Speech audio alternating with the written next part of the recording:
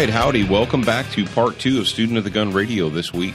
Thank you for joining us on this Labor Day weekend. We hope that you took the opportunity this weekend to spend some time with your family, to relax, to enjoy yourselves, because there's a lot of work ahead of us as a nation. I think we all know that. I think we understand it. And if you don't understand it, listen up and we're going to hip you. Before we get too deep into the weeds here, too deep into the woods, we're going to take a moment to acknowledge brownells.com, and we're going to tell you about the new promo code for the month of September. That is GTF, Golf Tango Foxtrot. And if you use that when you check out, you'll get a $10 gift card with orders of $50 or more. And remember, if you're going to use these promo codes on people's websites, I'm pretty sure that just about every one of them, Jared, has an apply button or what have you, or a click to apply or what have you. You got the little box there. You hit the enter button or click the button to apply. Yeah, so make sure you do that. And don't forget about our friends over at SWAT Fuel, SWATfuel.com. And their promo code, or the promo code for you guys, students of the gun, because you are very special by being here, is SOTG2014, or Student of the Gun 2014. That's Sierra Oscar Tango Golf 2014. If you put that in the special promo code area when you check out, you'll get 20% off of your order online. How cool is that? That's a pretty good deal. Don't forget about XS Sights, the fastest sights in any light. They also sponsor our Good Guy of the Week, which we do in the first hour each and every week, just in case this is the first time you've heard. And also Colt, the makers of the LE901 rifle, the rifle that can be both a .308 and a .556. You want to check that out by going to Colt.com, or just watch Student of the Gun TV and you can see it right there. How easy is that? You guys remember, you hip students of the gun, you guys that have been with us for a while, at least a year. And I guess what, Jared, how long has it been since we talked about the Connecticut umbrella story? Probably, 6 months or so? Yeah, it's been a little while. It's been a while back. But not long enough for this to happen. Obviously not long enough. We've got, just when you thought the world couldn't get any stupider, just when you thought the world couldn't get any more vag-tastic, you've got a story like this. And Jared's going to go ahead and lead us in with the audio. I'll let you guys listen to the audio of the reporters from the news, the anchors in the news studio, and then they go out to the field to talk to their on-the-spot reporter about the dangerous assault umbrella incident. And then the on-the-spot reporter interviews, and this is probably the most vag-tastic thing of the whole deal, interviews one of the adult male college students and gets his opinion on it. Well, it turned out to be a false alarm, but before that, it created an awful lot of commotion on Twitter. It happened at Cal State San Marcos. Reports of a man carrying a rifle put the campus on lockdown. Turns out it was only an umbrella. NBC7's Matt Rascone is live with more on how students on campus are reacting there. Matt? Marianne, it was a long umbrella with a strap, I guess, that went over the shoulder, so you can see where some of the confusion came from. But still, as you said, a scary experience for students on lockdown. And then such a relief when they finally gave the all clear. I mean, it just feels great. It's a great feeling. Just like, man, that's kind of history that I just survived that. I mean, even though there wasn't a shooting or anything, it's just still it's just a very relieving feeling to know that you're safe. Wow. Just wow. Where do we start with this? Where do we start? Well, I suppose we could start with the quote from the news anchor lady in the studio who says, "There was quite a commotion on Twitter today." Oh my Lord, there was a commotion on Twitter?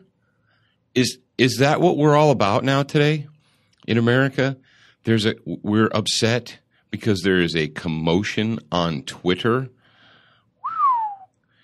So, and they go to she goes to the guy on scene and he says, it turned out it was an umbrella with, what did he say, Jared? Like a carrying strap, so I could see the confusion there. Yeah, I was like, really? you think an umbrella looks like a Well, rifle. it had one of those carry strap things on it like rifles have. And it was black. And it was black.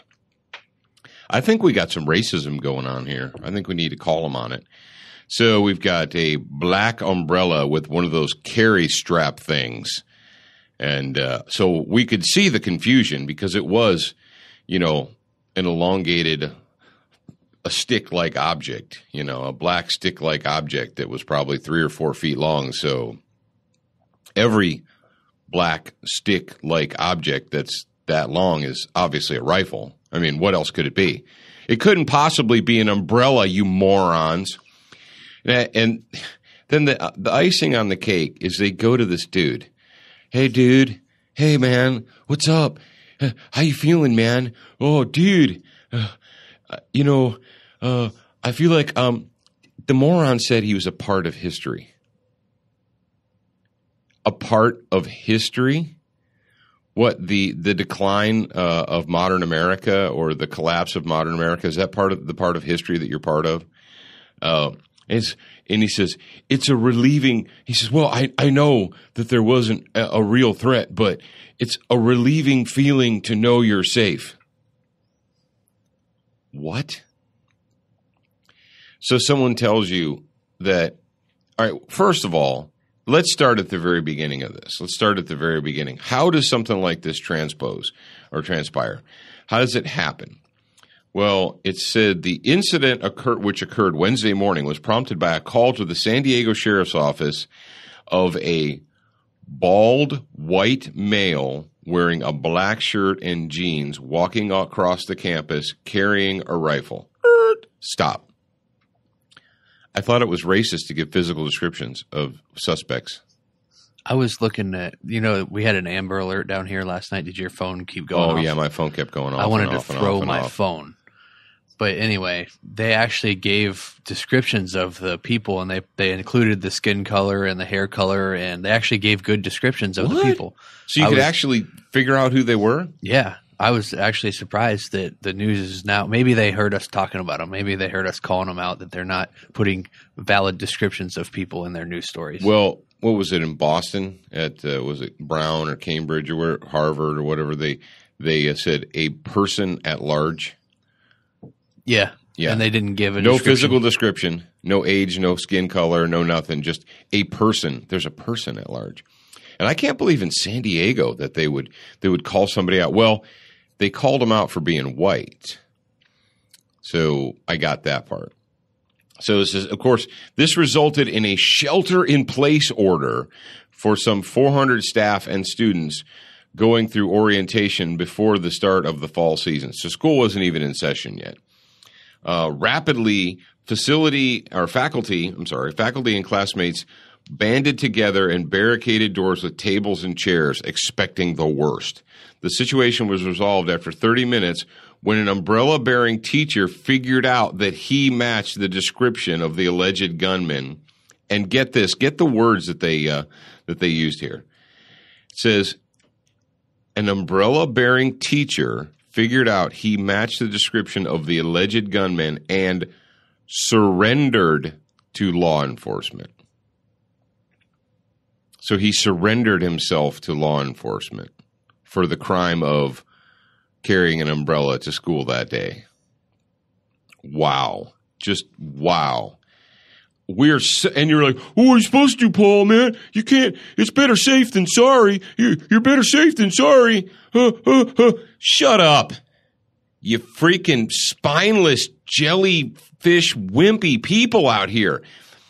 So you see an object which is clearly and obviously not a rifle, but we've been so conditioned.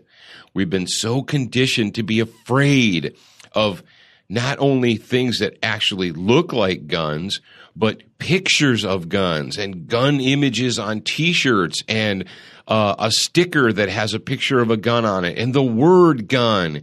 And fingers that are made in what we're going to say is gun symbols or gun signs or, we're such a bunch of wimps in this nation. Did anyone ever think to say, I don't know, let me see, 911 operator. Did they ever think to ask someone, Are you sure it was a rifle? You sure it was a gun? What was the person doing? Walking. Well, walking where? I don't know. They're just walking. So, and that's, I guess that's kind of the good thing about living in free America is you see people in possession of firearms all the time. We do live in a suburban area. So, it's not like you see people with shotguns and rifles walking down the street. But, when I grew up in Ohio and when I spent some time in northern Michigan, it was no big deal to see teenagers or adult men or whatever, people walking down the side of a country road with a rifle in their hands, with a shotgun in their hands. See them cutting across a field or whatever, to see people in possession of guns. And you say, well, yeah, because you obviously know that they're hunting, and so that makes it okay. Okay, I got you there. But, Jared, I've told you this story. When I was in high school, we had guns at school. Now, we didn't take them into the class with us, but they were, in the early 80s, if you went to the parking lot of my high school, pretty much every pickup truck, every Dodge, Chevy, Ford pickup truck had back in the old days, we actually had gun racks. They don't have those anymore because, there's too many bad people in the world. But, the gun racks were very, very popular, and people always had either a single shot or pump action shotgun or what have you, and no one freaked. No one peed their pants. No one called the SWAT team. How is it that we've devolved as a nation into such a bunch of ninnies? It was the same when I was in school, too. We would go hunting before class or before school even started. I'd hop in the truck with my friends or whatever, and then we'd go to school, and the guns would still be in the car. Did anyone die? And they didn't get out and go shoot people. The guns didn't get out of the truck and start killing people? No. What? How's that possible? That's not possible. I don't know. A kindergartner could have walked from kindergarten and gone into the parking lot, opened your truck, climbed inside, loaded the gun, and killed themselves. You don't know how reckless you are. It's just a good thing. But here's the thing that I'm taking away from this, besides all this like super nanny state stuff, is the statement of this dude. And if you're in college, you're military age. I spent my college years in the Marine Corps, or my college age years in the Marine Corps. But it's like, oh, it's just a relief to know that you're safe. Hey, Jared, are you safe right now? Yeah. I feel pretty safe right now. Why do you feel safe right now? If some jerkwad walked through that door over there, the studio door, if they opened the door and they walked in and they were unwelcome and they posed a threat, would you feel okay about it? Yeah, I would feel fine because I could take care of myself. Because why? I'm armed. Because you're armed and you have the skill and education and ability to take care of business? Well, what do you expect, Paul? That people are just going to get training and carry guns and be responsible for their own safety? Yes. And this he's lost in the freaking sea of the rest of the vagination here. Yeah. Because his mindset is obviously not even close to I would defend myself. I'm going to rely on the SWAT team. Where were the police? Did the police show up first, or was it just a SWAT team? I don't know. They probably activated the National Guard, and they had helicopters, and my question is, before you deploy SWAT teams, does anyone ever get any kind of?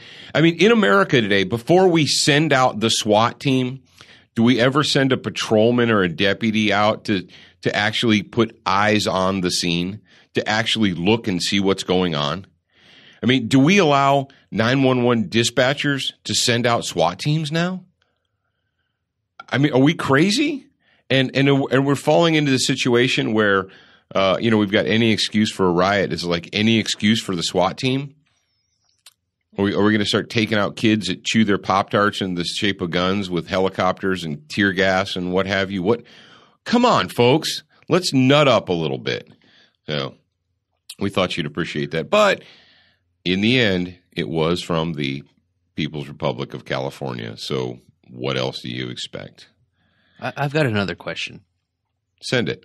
So when a scumbag person goes to a college with a gun and shoots people, who is blamed for the instance? What object is this person or guns? The guns. Is the gun? Yeah, you shouldn't have had the gun. Okay, so when police officers shoot an unarmed person, who's blamed for that? Is it the police officer or is it the gun? Because there's been several instances. Officer. Yeah, there's been several instances lately that it happened and nobody blamed the gun. It was all the police officers.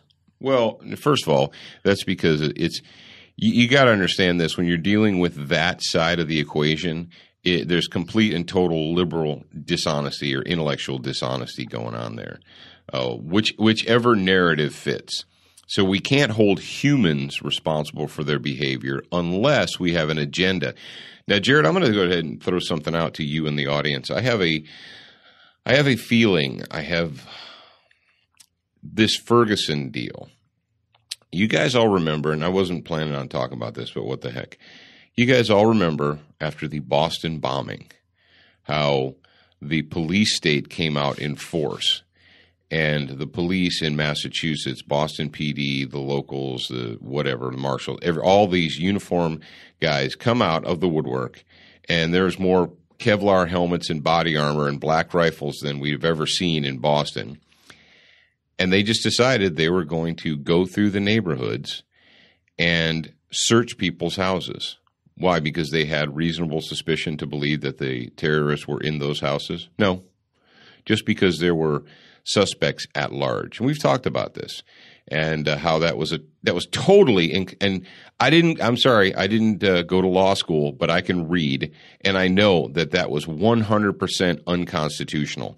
You don't just throw the Constitution in the toilet because there's a suspect at large.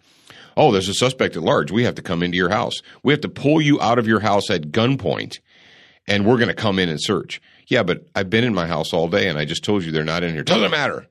So, but my point is this, is we know that happened. We saw it happen. And those of us who are thinking people realize that was way wrong. That was a liberty test and the people of Massachusetts failed. But what did the media say, Jared? What did the media say about the search for the terrorists in Boston? Did they call out the police state? Did they wring their hands and say, we can't allow this. We need to investigate this. We need to talk about this. We need to have a dialogue about the police state or the militarization of police. Did the media, did they get all excited about that? No. They thought it was okay because there were terrorists. There are suspects at large. There's two people at large, two suspects at large. And so what we're going to do is we're going to terrorize the entire populace of the county, the city, the area, because there are two suspects at large. And then there was only one suspect at large, and they still continued on. And the media had no problem with militarized police in Boston. No problem. They didn't see an issue with it. That was necessary. You know, it was a state of emergency. It was a crisis. It was a this. It was a that. We're going to shut the world down. Okay. So here we have, like almost 2 years later, I guess a couple of years later, we have Ferguson. We have basically a bunch of troublemakers, and from the information we're getting from people on the scene, people that live in the St. Louis area that are fans of ours, that the initial problems didn't start with the actual residents of Ferguson. They started with people who showed up from the St. Louis suburbs or the surrounding area, and started looting, started rioting, and so forth. And so what do you have? Well, you have a police response. And how do the police respond? How are they dressed when they respond? Well, they're dressed like they're going to be addressing a known threat, which would be helmets and vests and rifles and, all that stuff. And all of a sudden, when police are dealing with known threats, and not just two, not just, a terrorist suspect and his dead brother. No, we're dealing with hundreds, if not thousands, of active felons. And yes, if you're committing arson, you are an active felon. Yes, if you're committing robbery, you are an active felon. Sorry if it hurts your feelings. So we've got that situation there. So the locals, the county, the cities, and so forth, state police, they show up all decked out in their riot gear. And whoa, what do we get treated to? Oh, we have to. The militarization of the police. Every news agency, every news story, news wire is writing stories about the militarization of police and how did this happen and where did it come from? And what are you talking about, you morons? This has been going on for years and years and years. The given AMRAPs to and armored vehicles and so forth to police departments and when people on the right have said, hey, this is probably not a great idea, and why do the local cops need armored vehicles? The left is like, well, what are you worried about? If you're not a bad guy, you don't need to worry about that. You blah, blah, blah, blah, blah. And the state needs to have black rifles, and the employees of the state need that. Well, Jared, all of a sudden, the employees of the state don't need that. They don't need, armored vehicles, and they don't need black rifles, and they don't need helmets and vests and all that jazz. All of a sudden. And what is the difference, folks? You guys ask yourself out there, what is the difference between Boston and Ferguson? Well, obviously there's several differences, but why is the media treated one way in Boston and another way in Ferguson? And what happened in Ferguson? And in St. Louis. What happened? Well, you had the federal government that decided to come and stick their noses in it. You had the federal Justice Department who's decided they're going to come in and they're going to determine whether or not the locals overreached and whether or not the locals. I just saw a story, Jared, I don't know if you saw it, that the Justice Department was going to force the Ferguson PD and the local PDs to go through re-education sensitivity training to make sure that they're not racists. Where have you seen re-education before? Every communist country in the world, they force you to go through re-education training, and then they kill you. Oh. Well, what do we need to re-educate? I don't understand. I thought we were doing pretty well. And now I'm also seeing little stories now about how the federal government is reconsidering what the locals and states are allowed to have as far as hardware and what they're allowed to do. So what do we see, Jared? What is this trend now? It's the trend of the federal government stepping in and telling the state and local and county governments that they can't be trusted to do it right. Telling the people, well, the local cops are a bunch of racists, but it's okay. You can trust the feds.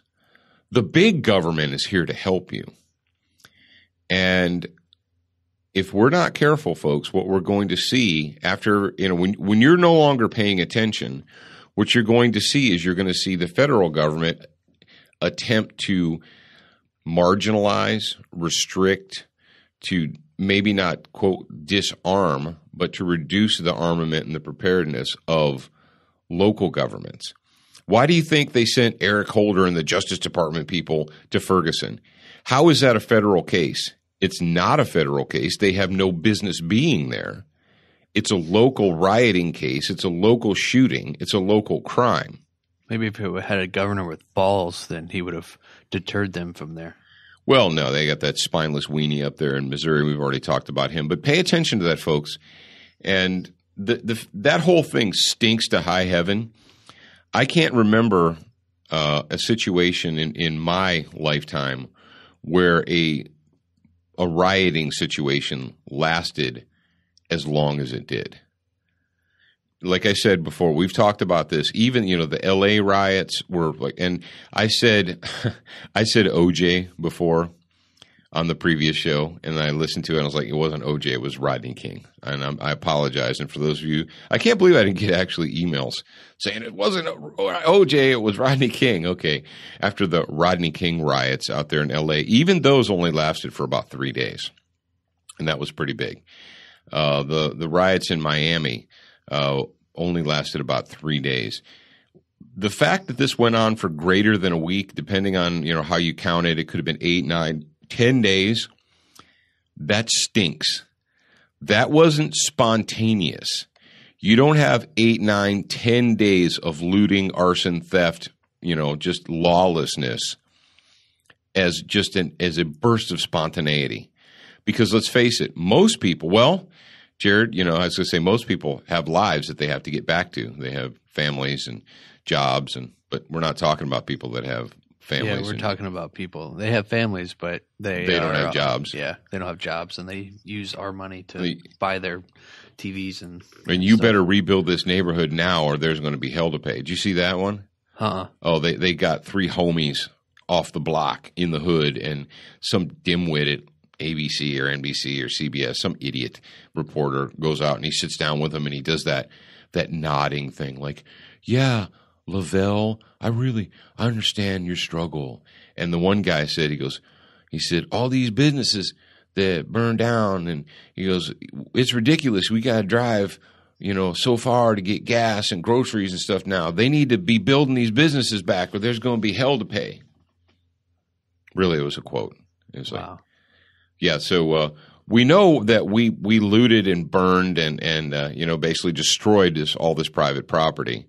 But they need to build it back right now, quick, fast, and in a hurry. And if they don't, there's going to be hell to pay. What are they going to do now? Or we'll burn it down. Well, folks, you better get – and you're like, well, what do you want me to do, Paul? Well, I don't know. Maybe you better get your crap together. Because if you believe that everything that went down in St. Louis and Ferguson, if you believe that was just a spontaneous outburst of anger and outrage and that's all it was, you're fooling yourself, and you better get your head right. And I wasn't planning on talking about that, but it needed to be talked about. Jared, you want to talk about some slave state news? Yeah, let's talk about some slave state news. All right, take it out, brother. I like to teach you all the rules. I get to see them set in stone. I like it when you chain me to the bed, but then you see. Yeah, we're back out on the West Coast, or we're still out on the West Coast, and we're up in the glorious People's Republic of Washington. And I know you Washington people are going to get mad at me. You're like, we're not California. It's not the same thing. And Oregon and Washington people get angry at you. And they always want to send us letters and say that Seattle is not Washington. It's not the same. Olympia is not Washington. Klamath Falls and what's in Oregon, the main city that's full of crazy people. You guys know what it is. But we always get these letters. We're like, do you don't understand? And just because blah blah. Yeah, okay, I get it. But here's what's going on out here in Washington State. Bill Gates has decided that he's going to donate $1 million to a campaign to attempt to get Initiative 594 passed in Washington State. And what do we say about universal background checks? That it's bullcrap. That it is just it's backdoor gun control. It's a way that we can strip you of your rights and your liberties. Initiative 594 is a universal background check initiative that would require background checks on all private gun sales. Currently in Washington State, as in most states in the country, no background check is required when a gun transaction occurs between 2 individuals. Now, we've talked about this before, but we're going to talk about it again. Everybody likes to talk about the Second Amendment, right? And we talk about the First Amendment occasionally, but we don't talk about the Fourth Amendment a lot, and we don't talk about private property. And this is something that I don't understand why the NRA doesn't spend more time addressing this, doesn't spend more time promoting this, but property rights. This nation was founded on personal property rights. Read the founding documents. Anything, from Adams, Washington, Jefferson, Hancock, and all the others, they were very concerned about personal property rights. And we're not just talking about land. We're talking about things that people own, money, houses, what have you, property. You cannot have liberty without private property rights. And so what they did way back when, because they knew that was the case, that they wrote into the Bill of Rights and into the Constitution protections for the individual for their privately held property, and that you cannot be denied your private property without what, Jared? Due process? Due process, without due course of law. You cannot. And what is due process? Due process is a very specific and deliberate situation where they can't just, so the government can't just arbitrarily say, you can't have that. No, you have to have your day in court. It has to go before a magistrate. It occurred to me earlier when you said due process that we've actually got quite a few high school age students that may have never actually been able to have the knowledge given to them on what this is. And they don't know. That's sad to what me. Due process is. Yeah. They think, and they've been raised to believe that the government can take anything away from you that it wants to at any time just because it's the government. Yeah, that's called tyranny. That's called slavery.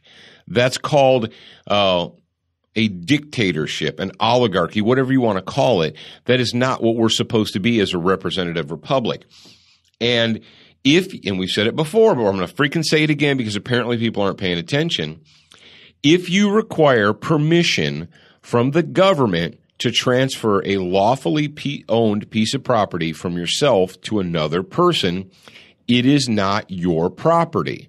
Oh, yeah, it is. It's mine. I just have to get the government's permission. How is that the same? And what they're trying to say here, and as we go on, it says that this new bill would even cover transfers between relatives. Let me go down and read. There's the paragraph here. So far, the group has raised over $6 million, with the majority of the donations coming from multimillionaires and billionaires. Bill and Melinda Gates, Microsoft's former CEO, Steve Ballmer. It's pretty much the entire Microsoft corporation. Entrepreneur Nick Hanauer, Seattle. Multimillionaire Ann P. Wyckoff, Microsoft's former president. What is it with all these computer people that have decided, well, I can tell you what it is. There's a lot of elitism that goes in here. Does Bill Gates have armed security? The answer would be yes. So it doesn't apply to him. Oh, that's right. It doesn't apply to him because he doesn't actually have to transfer the weapons. Right. He has his armed security, so he's not concerned about it. You have a strong elitism here. You have people that feel that it doesn't apply to them. It only applies to you peasants. You understand this, that the peasants of the state of Washington cannot be trusted. The peasants have to go to the government and seek permission. Folks, if you don't think this is a problem, well, I don't even know what to say to you.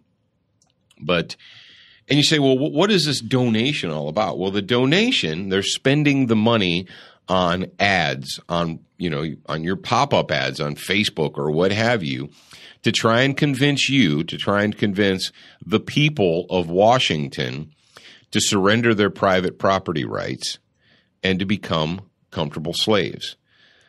Get in your place. You need to know your place, people of Washington. You need to understand that the government is the great arbiter of all that is good and all that is fair and all that is right. Not you, the people. You can't be trusted. Well, maybe you personally can be trusted, but your neighbors cannot be trusted. Your neighbors have way too many rights. You can't allow your neighbor to sell a shotgun to his friend without government permission. And you're like, well, Paul, what's the big deal? Well, the big deal is this. If I own something and it is my property and I purchased it and own it lawfully, I don't care whether it's a car, a motorcycle, a hammer, a power drill, or a rifle or a shotgun, it is my property.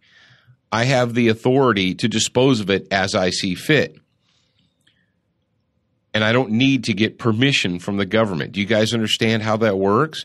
So what they would have to do then is if I want to sell you a shotgun, we have to go to a federal firearms dealer, an FFL holder. We have to do the transfer paperwork. It has to go through him. he has to make that phone call to some bureaucrat in some office somewhere and get permission to transfer it from me to you. And don't think that the FFO holders, they're businessmen. They're not doing it for free. They're in business to make money. They're not in business to lose money. So if I want to sell you this shotgun, I'm going to have to pay, and rightfully so. I mean, they deserve it. It's their time. It's their business. So I got to go and I got to pay the local gun shop guy $35, $40, whatever they charge for a transfer, to do the paperwork. And now, but what does the government have now? Ooh, what do they have now, Jared? They have a record of the transfer. But they're not going to use those. That's right. That's right. Then why do they need them?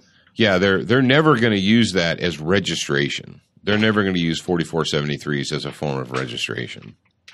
Then they just write them down on another piece of paper. Yeah. So why is it when the ATF agent goes into your local guy that he's got to take that stack of 4473s and go through it with a fine tooth comb and sit there with their yellow legal pad and take notes if they're not using that to determine who has them and who doesn't? Well, I don't know. You guys ask yourself. Now, so you've got basically Bill Gates, who's trying to purchase slaves in Washington, but Bill Gates is not going to be outdone, because who do we know loves to meddle in other people's business? Well, Nanny Bloomberg, of course. Nanny Bloomberg. Not to be outdone by Bill Gates and his ilk. You've got Nanny Bloomberg, the former mayor of New York, who's donated $1 million of his own money to support this proposition. So Nanny, all the way back in New York, is very concerned with what goes on in the state of Washington. You might ask yourself, why would this East Coast puke face give a rat's fanny about what happens in the state of Washington? Why does he care? I mean, at least you can say Bill Gates is a West Coaster, so he kind of has a stake in it. But why would Nanny Bloomberg, who lives behind in a gated community with armed guards, why would he be so concerned about what happens in Olympia or Seattle or Washington State? Why does he care? Why? Because he's decided that he is the nation's nanny and that you're too stupid to take care of yourself. And he's going to go ahead and try and convince the people of Washington to surrender their property rights and become comfortable slaves. You just need to be a good little tax slave, and we'll tell you what you can and can't have, and we'll tell you what you need and what you don't need. So what do you think about them apples there? I don't like those apples. You don't like those apples? What are we looking at time-wise, Jared? We're coming up on 40. We're coming up on 40. Okay, we're going to get this last one in, and then we're gonna put a cork in this one. Yeah, people have asked me all week long my opinion about the tragedy in Arizona. We didn't talk about the tragedy in Arizona in the first hour, did we, Jared? No. Okay. But we've had a lot of people ask us. Yeah, we've had a lot of people. My friends have asked me on the phone, and people have sent us things. What do you think? What do you think? What do you think? Well, what I think is it was a tragedy. It was a senseless tragedy that probably could have been prevented. I don't want to Monday morning quarterback this guy because everybody thinks they could have done better, and they may have. And of course, we're talking about the negligent shooting that took place at the Last Stop? Yeah, I think that's what it's called. It's called the Last Stop Tourist Trap, souvenir shop, what have you. It's on the highway that leads from Lake Kosovo all the way up to Las Vegas. They call it, and it's over on the western edge of the Grand Canyon. Now, Jared and I both are very familiar with this because we've driven by it on more than one occasion. We've actually stopped there and purchased souvenirs. And because it is out in the middle of the desert, I mean, you leave – it's Lake Kosovo. You leave there, you start driving north towards Las Vegas.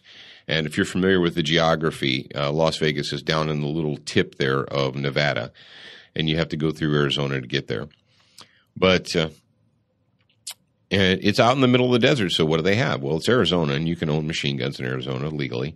And you can rent a machine gun. Basically, you can shoot a 50 BMG. They got all kinds of stuff, and it's not cheap. Since I've never done it.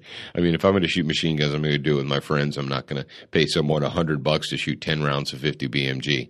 But tourists love to do that, and that's they make a pretty good amount of money, I'm guessing, out there with these tourists. So you got a family from New Jersey that decides that they're going to pretend to be free people for even just a little bit, and they go out there, and the dad pays however much, and he shoots a magazine ammo through a full auto Uzi, and he decides he's going to let his 9-year-old daughter do it. And, you say, well, would you have done that, Paul? I don't know. I don't think – I didn't never let my kids shoot full auto stuff when they were little. I mean, they shot guns, 22s and shotguns and so forth. But anyway, it was a tragedy. The girl lost control of the gun. It muzzled up into the guy's face, shot him in the head, and he's now dead. Now, so that is a tragedy. So what do we do what does the big media do? What does the anti-gun media do whenever there's a shooting tragedy? They completely stomp all over who's involved in it. Well, yeah, they use it to their own ends. They never let a good crisis go to waste or create a crisis. So what you've got now in all over the United States, you've got the United States media talking about, we need to pass laws and make it illegal for kids to touch guns. And if there would have only been more laws, this would have never happened, and blah, blah, blah, blah, blah. And there's a website called bearingarms.com. They did a story about this, and they said, in the 80 years since the NFA was passed, there have been a grand total, thanks to this incident, a grand total of 2 negligent shootings or negligent deaths when it was where lawfully owned machine guns were involved. 2. They said in order to find fewer deaths, they said, for instance, in the United States of America, the space shuttle has caused 14 deaths. 14 people have died in space shuttle accidents, and 2 people have died in lawfully owned machine gun accidents, despite the fact that there's over 120,000 lawfully owned machine guns in the United States of America. But we saw this one, and it comes to us from the BBC, and you're probably sitting out there, you're like, I don't care what those limey freaks have to say, and I'm with you there. But we thought we would there was some really crazy stuff in there. It says, here we go. He says, children's involvement in American gun culture is so ingrained that in some areas, schools close on the first day of hunting season. One company specifically sells weapons specifically designed for children. Cricket Firearms, My First Rifle, has less firepower than many adult versions and is designed to fit smaller hands. Whoa. Did you know that, Jared, that the Cricket firearm had less firepower than... Does that mean it has less stopping power, too? I don't know. But, they're very, very concerned. The British are very concerned. And here we go. This is what I wanted to pick apart. This is the crap that they throw out there. You get down and it says, we've got numbers. Children and guns by the numbers. 18. The number of people aged 24 and younger killed by firearms in the U.S. each day. Stop. Now, I know in Great Britain, everybody is a part of the nanny state, and I know that you're a bunch of tax slaves, and I know that you've all been disarmed, and that you just have to shut your mouths and be good little slaves and do what the government tells you. I understand that. But even in Britain, do you consider someone that's 24 years old to be a child? What do you think, Jared? Do you think that a 24-year-old British citizen is considered by law a child? I think that they just wanted to up their numbers on this stat The here. title of the stats, the stat title here is Children and Guns by the Number. And then the very first one they give is The number 18, the number of people aged 24 and younger. Well, I mean, if you want to go down that road, you could say every human being on the planet is a child of another human being, right? You're my child. Yeah. I'm the child of my father. So this stat would include me. Yeah. So, and you're like, oh, well, that's terrible. I have a fright. Yeah, that's what British people say when they're scared. They have a fright. I have a fright. Well, they had a fright because 18 was the number of killed. Well, what don't they tell you? First of all, those aren't children. Those are adults. Second of all, it doesn't say, that some of those people were killed by good people because they were bad people. Some of them were shot by police officers.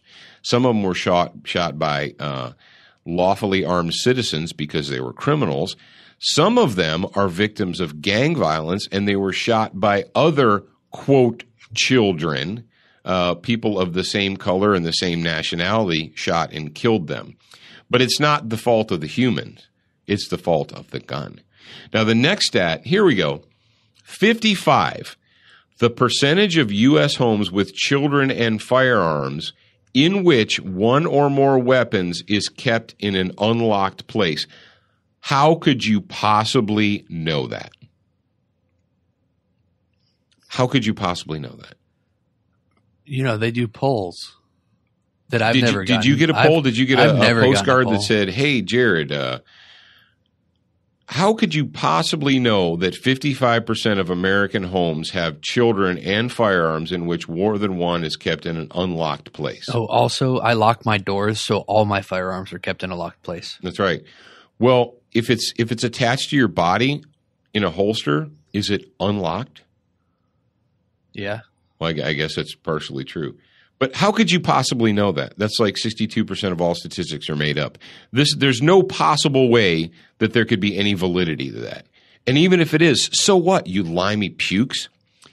1.6, the number in millions of children 18 and under who are estimated to be living in homes with loaded and unlocked firearms. Again, how could you possibly know that? Last one here, and then I'm going to give you the source for this bull crap. And you can't really blame the limeys except that they just went ahead and regurgitated this info.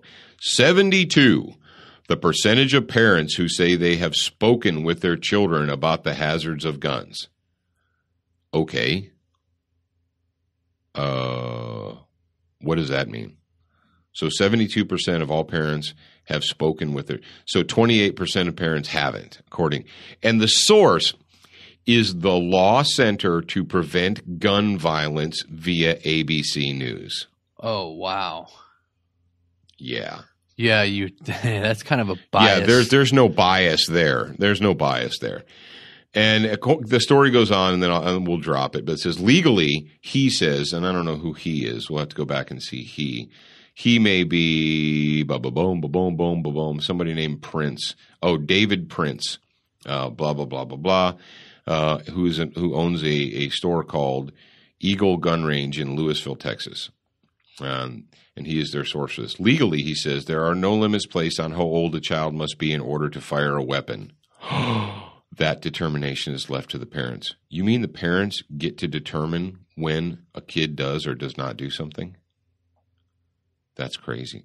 Prince says children can handle submachine guns like the one used in this week's fatal shooting, but only with proper safety precautions such as tethering the weapon to minimize recoil. Yada, yada, yada. Baum says no child should ever be given access to an Uzi. You know, I got to feel bad for the Uzi. The Uzi's been out of favor for a long time now. The Uzi was a 70s and 80s weapon. You remember Arnold Schwarzenegger and Bruce Willis and all those dudes in the 80s. They always had Uzis. There was always an Uzi in every action movie. And they've kind of fallen into disfavor because there's a lot of other super cool, neat ninja stuff out there right now. But here we got some fun facts about the Uzi submachine gun. Did you just read them? Yeah. Yeah, Uzi, submachine gun designed in the 1950s for the Israeli army, capable of automatic or semi-automatic fire. Standard rate of fire, 600 rounds per minute. And what do we know based on federal judge Kathy Blake? That semi-automatic guns may be even more dangerous than their fully automatic counterparts, according to federal sitting district judge Kathy Blake. Yeah, if in case you missed that one, go back and re-listen to it. But this poor Uzi is getting all beat up now. And, it's not the gun's fault, folks. That guy in Arizona didn't die because of the gun. He died because of negligence. And I'm sorry, it is negligence when there is something that could have been done differently, and it wasn't. And it's a tragedy, but you don't punish the entire world. We don't punish the entire United States gun-owning population because of one tragedy. Guess what? In the last week or so since that guy was negligently shot at that range, I would guarantee you that probably Jared? How many people die every day in automobile accidents in the United States? 15? More than 18. More than 18. 15, 100, 200. I don't know. I'd have to look it up. But you get in a car and you drive every day, don't you? Is there a House bill before Congress right now to ban the automobile or ban you from being in an automobile? Well, no, because we have to have those. Yeah, but they kill us. Dead is dead, right? What does it matter? Because certain dead is worse than other dead. It's worse to die from a gunshot than it is to die in a car crash. I was having this debate with somebody a while back, and correct me if I'm wrong, but they basically brought up the car crash thing and between car crashes and guns, and he said that it's everybody's right to drive a car or something along those lines, and I retaliated and I said that it's not a right to drive a car, it's a privilege, and by driving that car you accept that your life is put into somebody else's hands. And am I right or am I wrong? No, you're right. In the United States of America, not everyone can legally or lawfully drive a car because it is a privilege, and it's a privilege that the state has withheld. But the thing is, what you need to remember with cars and driver's license, Jared, the government requires you to have a license to drive a car. That's why there are no fatalities in America with cars. And if we would just require every American citizen to have a license to own a gun, there would be no fatalities with guns. That makes perfect sense. What? I know, I just blew your mind, didn't I? So driver's licenses do not prevent car accidents, and forcing people to have firearms licenses will not prevent crimes or negligent shootings. You have to hold humans responsible for their behavior. End of story. It's like, and car accidents sometimes are that they're accidents. And if you want to use the argument for guns, like that somebody takes a gun, they're doing that on purpose, taking a gun somewhere and shooting people, then you say drunk driving. That's an example. Just because you drive a car drunk doesn't mean that you're innocent. Like when these people they take a gun to a school to shoot people, you don't have to drive a car when you're drunk. You choose to do that. You choose to get drunk and drive a car. I don't understand. Well, if you talk to highway patrol officers or patrolmen or cops or sheriffs, they don't refer to car crashes as accidents. Only civilians say accidents or citizens say accidents because very rarely could it not have been avoided. They call them crashes because somebody did something that they shouldn't have done.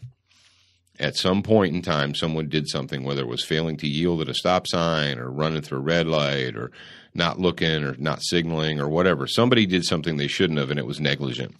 It's a crash. It's not an accident. Very rarely is it an accident. But, folks, we thought you'd appreciate a little look into the insight. I guess, Jared, are we trying to get British people to write us emails again? Maybe we're lonely. Maybe we've alienated them all by referring to it as merry old England. All right, ladies and gentlemen and children of all ages, thank you for joining us for another adventure in Student of the Gun Radio. Don't forget to watch the show each and every week. You can watch it on your smart TV via Roku, Apple TV, or Chromecast. You can check us out on Dish Network Channel 266 every Monday night at 9 Eastern. Make sure you're doing that tonight. And Don't forget about studentofthegun.com. You can watch the show. And what else do they want to do, Jared? One more thing they want to do. Download the mobile app. Download the mobile app. Talk to us on the forum. And talk to us. Well, there's actually one other thing. You want to make sure that you tune in for the third hour. And you're like, oh, man, what's this third hour deal?